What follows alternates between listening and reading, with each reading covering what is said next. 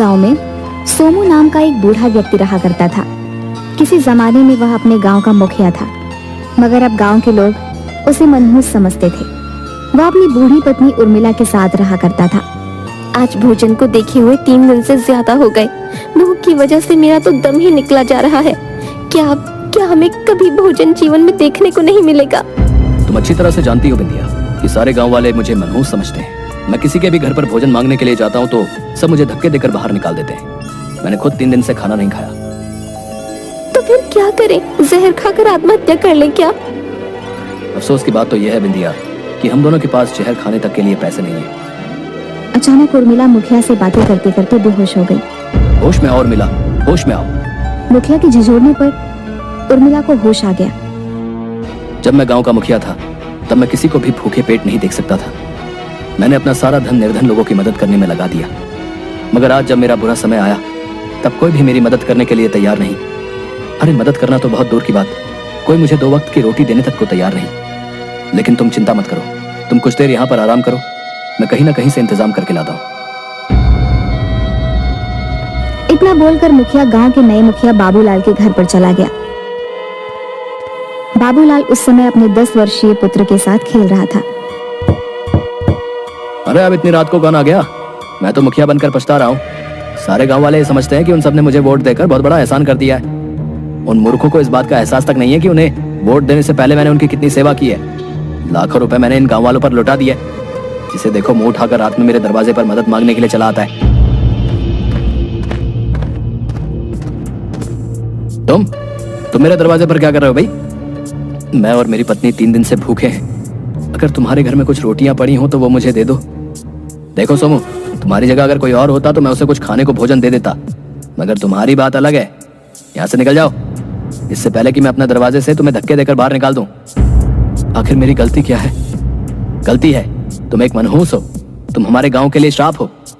मुझे तो डर है कि अगर तुम कुछ देर यहाँ और ठहरे तो कहीं मेरे घर में कोई अनहोनी ना हो जाए। तो इसमें मेरा क्या दोष है?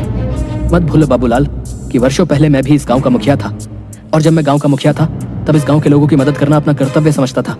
मेरे दरवाजे से आज तक कोई भूखा खाली पेट वापस नहीं गया। तुम ऐसा करके बहुत बड़ा पाप कर रहे हो। तुम मुखिया थे जब थे, अब वो जमाने चले गए। कब तक अपनी उन पुरानी बातों का ढिंडोरा पीटते रहोगे? आज मैं जीना सीखो संपत, आज तुम एक मनहूस व्यक्ति हो। तो फिर मैं क्या करूं? नहीं मुझे इस गांव में कोई काम देता है और नहीं खाने को। मेरे पास तुम्हारे लिए एक सुझाव है, तुम जाकर अपने आप को खत्म कर लो, क्योंकि अगर तुमने ऐसा नहीं किया तो कुछ दिन बाद गांव वाले तुम्हें लाठी डंडों से मार मार कर समाप्त कर देंगे। अचानक बाबूलाल के कानों में उसके 10 वर्षीय बेटे की चीख टकराई। वह दौड़ता हुआ अंदर पहुंचा। क्या हुआ बिल्लू को? पता नहीं जी, बिल्लू खेल रहा था। खेलते खेलते अचानक इसका पैर फिसल गया और ये गिर गया। देखो इसके सर से कितना खून बह रहा है। मैं जानता था कि ये मनहूस सोमू हमारे लिए कोई नई मुसीबत खड़ी कर देगा। इस मनहूस के कदम जब जब मेरे घर के दरवाजे पर पड़े हैं तब तब ऐसा ही अपशगुन हुआ है। अब मेरा मुंह क्या देख रही हो?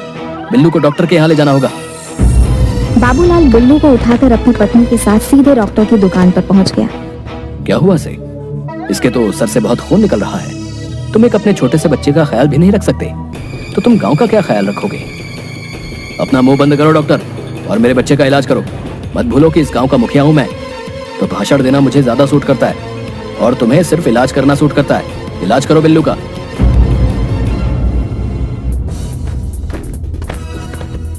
सोमू, तुम मेरे पीछे हाथ धोकर क्यों पड़ गए हो? तुम्हें अभी भी सुकून नहीं मिला? देखो तुम्हारी वजह से मेरे बेटे का सर फट गया। अब तुम क्या चाहते हो कि मेरा भी सर फट जाए? मैं तो सिर्फ तुम्हारे पुत्र को देखने के लिए चला आया था। तुम्हें देखने की कोई जरूरत नहीं है सोमू, तुम यहाँ से चले जाओ। मेरी पत्नी कुछ देर पहले बेहोश हो गई है, मुझे थोड़े पैसे दे दो। ज्यादा नहीं, सिर्फ इतने दे दो कि मैं अपनी पत्नी को भोजन करा सकूं। मेरी पत्नी कुछ देर पहले बेहोश हो गई थी। तुम और तुम्हारी पत्नी हर बार बेहोश ही होते हो। अरे मर क्यों नहीं जाते? ये कैसी बातें कर रहे हो? अब ये बिल्कुल ठीक है, इसे घर ले जा सकते हो। तुम यहाँ पर क्यों आए हो सोमू? निकल जाओ यहाँ से। मैं और मेरी पत्नी 3 दिन से भूखे हैं, मुझे कुछ खाने को दे दीजिए। देखा बेचारा डॉक्टर, अब इसका इलाज कौन करेगा? डॉक्टर की चीख सुनकर वहां मौजूद बल्ली, बलराम और भी गांव के कई व्यक्ति जमा हो गए। देखते ही देखते डॉक्टर की दुकान पर भीड़ लग गई। वह सभी सोमू को क्रोध भरी नजरों से देख रहे थे। तब डॉक्टर बाबू की चीख हमें सुनाई दी, हम तभी समझ गए थे सोमू कि तुम यहीं कहीं आसपास होगे, और हमारा शक बिल्कुल सही निकला। बल्ली बिल्कुल सही कह रहा है सोमू। अब हम तुम्हें इस गांव में एक पल भी नहीं रहने देंगे। हम तुम्हें और ज्यादा नहीं झेल सकते। मेरी हालत पर तरस खाओ। तुम गांव वालों के लिए मैंने क्या कुछ नहीं किया। मत भूलो, आज जो गांव में विकास हुआ है वो सब मेरी ही मेहनत का नतीजा है। और आज जब मेरा बुरा वक्त है तो तुम गांव वाले मुझे और मेरी पत्नी को 2 वक्त की रोटी भी नहीं खिला सकते, क्योंकि तब तुम मनहूस नहीं थे।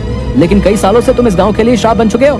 तुम जहां भी जाते हो उसका बेड़ा गर्क हो जाता है। तुम्हारे कारण गांव के न जाने कितने सीधे साधे लोग गांव छोड़कर चले गए। बल्ली सही बोल रहा है सोमू। तुम्हारी वजह से गांव में डर का माहौल है। तुम जहां भी जाते हो सामने वाले के लिए मुसीबत खड़ी कर देते हो। मान क्यों नहीं लेते कि तुम मनहूस हो? अपनी पत्नी को लेकर इस गांव से निकल जाओ। मुखिया जी सही कह रहे हैं संपत। हम तुम्हें पीटना नहीं चाहते, क्योंकि तुम किसी जमाने में हमारे गांव के मुखिया थे। लेकिन अगर तुम अभी और इसी वक्त अपनी पत्नी को लेकर इस गांव से नहीं गए तो हम सब गांव वाले तुम्हें धक्के देकर बाहर निकाल देंगे। बलराम की बात सुनकर सोमू की आंखों में आंसू आ गए। उसके बाद वो अपने घर की ओर चल दिया और अपनी पत्नी को लेकर जंगल में चला गया।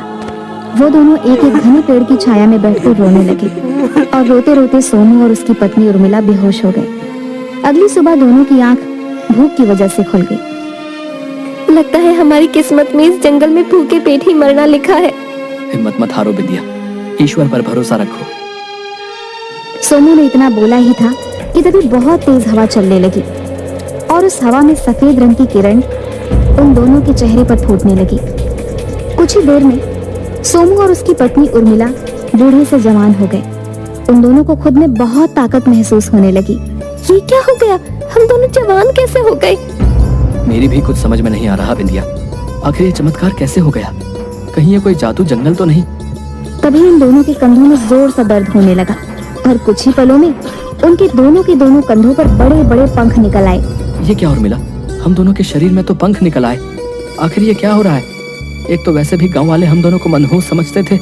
अगर हम ये पंख लेकर वहां पर जाएंगे तो वो हम सबको देखकर बुरी तरह से डर जाएंगे। हो सकता है कि वो हमें कहीं जान से ही ना मार दे। तभी उन दोनों के कानों में बाबूलाल और उसकी पत्नी की आवाज टकराई। मेरे कानों में तो गांव के मुखिया और उसकी पत्नी की चीखें टकरा रही हैं। और मुझे भी ऐसा लग रहा है जैसे कि बाबूलाल मदद मांग रहा हो। लगता है बाबूलाल मुसीबत में है। हमें उनकी मदद करनी चाहिए। मैं उसकी मदद कभी नहीं कर सकता। कल रात मैं उसके दरवाजे पर तुम्हारे लिए भोजन मांगने गया तो उसने मुझे कितना अपमानित किया। और तो और उसने गांव वालों के साथ मिलकर मुझे और तुम्हें गांव से धक्के देकर बाहर निकाल दिया। ऐसा नहीं कहते। मत भूलो कि तुम जब गांव के मुखिया थे तब तुम लोगों की मदद किया करते थे। शायद ये पंख हमें लोगों की मदद करने के लिए ही दिए गए हो। भला ये क्या बात हुई? एक तो कुछ सालों से वैसे भी हम दोनों गांव वालों से अपमानित हो रहे हैं, धक्के खा रहे हैं, और ऊपर से तुम बोल रही हो कि ईश्वर ने हमें ये पंख उन लोगों की मदद के लिए दिए हैं। उर्मिला, जो भी हो, एक बार चलकर देखते हैं। तुम्हारी बात तो सही है बिंदिया, लेकिन हम दोनों अभी भी इस रहस्य को नहीं समझ पाए हैं कि हम दोनों अचानक जवान कैसे हो गए और ये पंख कैसे निकल आए। हम दोनों कोई चिड़िया या पंछी तो नहीं है। हमें तो ये भी नहीं पता कि इन पंखों का इस्तेमाल कैसे किया जाए। सोमू ने इतना कहा ही था तभी उसकी पत्नी के पंख बुरी तरीके से फड़फड़ाने लगे और वह पंख दोनों को उड़ाते हुए गांव की ओर ले गए। कुछ ही देर में सोमू और उर्मिला बाबूलाल की छत पर खड़े हुए थे। उन्होंने देखा कि बाबूलाल के घर में आग लगी हुई है और उसकी पत्नी कमरे में बंद थी। बाबूलाल बाहर से मदद की गुहार लगा रहा था। मेरा अंदाजा सही निकला। बाबूलाल की पत्नी मुसीबत में है।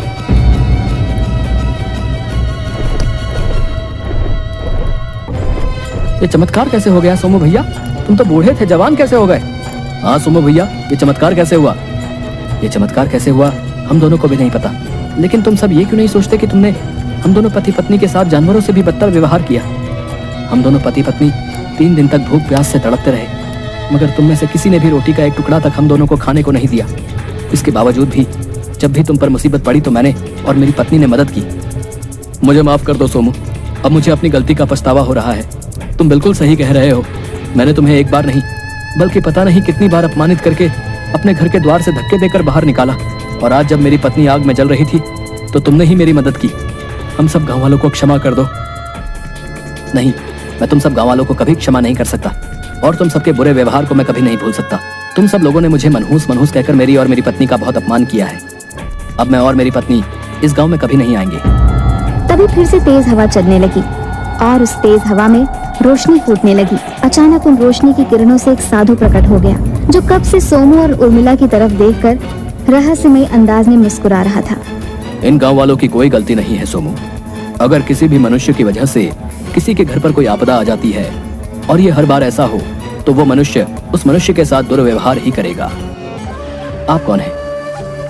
तुम्हें सब याद आ जाएगा और तुम्हारे सारे सवालों के जवाब भी मिल जाएंगे। मैं जानता हूं कि तुम दोनों जवान कैसे हो गए और तुम दोनों के शरीर पर ये पंख कैसे निकल आए। तो हमें बताइए साधु महाराज, आखिर ये सब कुछ हो क्या रहा है और इस चमत्कार की वजह क्या है? तो सुनो, तुम दोनों इस गांव में रहने वाले नहीं हो। तुम दोनों इस पृथ्वी के जादुई जंगल के वासी हो, जहां पर लोग बूढ़े नहीं होते और उन सबके पंख भी होते हैं। एक दिन मैं उस जादुई जंगल में तपस्या कर रहा था। तपस्या करने के बाद मुझे बहुत जोरों से भूख और प्यास लगी। तभी तुम दोनों उड़ते हुए उस जंगल में आ गए और वहां मौजूद एक जादुई तालाब में पानी पीने लगे और एक वृक्ष से मीठे फल खाने लगे। तुम दोनों उस जंगल के राजा और रानी थे। मैं तुम्हारी आज्ञा के बगैर उस तालाब में पानी नहीं पी सकता था और ना ही उस वृक्ष के मीठे फल खा सकता था। मैंने जब तुमसे खाने के लिए फल और पीने के लिए पानी मांगा, तो तुमने मुझे अपमानित करके जंगल से निकल जाने के लिए कहा और इसीलिए मैंने तुम्हें श्राप दे दिया और तुम दोनों साधारण मनुष्य बन गए। श्राप के कारण तुम दोनों को कुछ भी याद नहीं रहा और ना ही इन गांव वालों को कि तुम दोनों इस गांव के वासी नहीं हो। मैं तुम्हें एहसास दिलाना चाहता था कि भूख और प्यास क्या होती है, लेकिन जब मैंने देखा कि तुम दोनों साधारण मनुष्य बनकर भी आराम का जीवन व्यतीत कर रहे हो, इसलिए मैंने अपनी शक्ति से तुम्हें एक मनहूसियत का श्राप भी दे दिया। मनहूस होने की वजह से सारे गांव वाले तुम्हें अपमानित करने लगे और तुम भूखे और प्यास में रहने लगे। मेरे श्राप का तोड़ यही था कि इतना अपमानित होने के बावजूद भी अगर तुम अपनी हालत में बाबूलाल की मदद नहीं करते, तो तुम कभी श्राप से मुक्त नहीं हो पाते और दोबारा साधारण मनुष्य बन जाते। इतना कहकर उस साधु ने अपना हाथ सोमू और उर्मिला के आगे कर दिया। साधु के हाथ में सफेद किरणें निकलने लगी, जो ठीक सोमू और उर्मिला के माथे पर टकराई। किरणें टकराते ही सोमू और उर्मिला को सब कुछ याद आ गया। हमें क्षमा कर दीजिए साधु महाराज, हमें सब याद आ गया। अब हम अपने जंगल में हराने वाले साधारण मनुष्य और साधु का ख्याल रखेंगे। हमें आज्ञा दीजिए साधु महाराज, हमारे राज परिवार वाले हमारी प्रतीक्षा कर रहे हैं। ठीक है, अब तुम दोनों अपने घर जा सकते हो।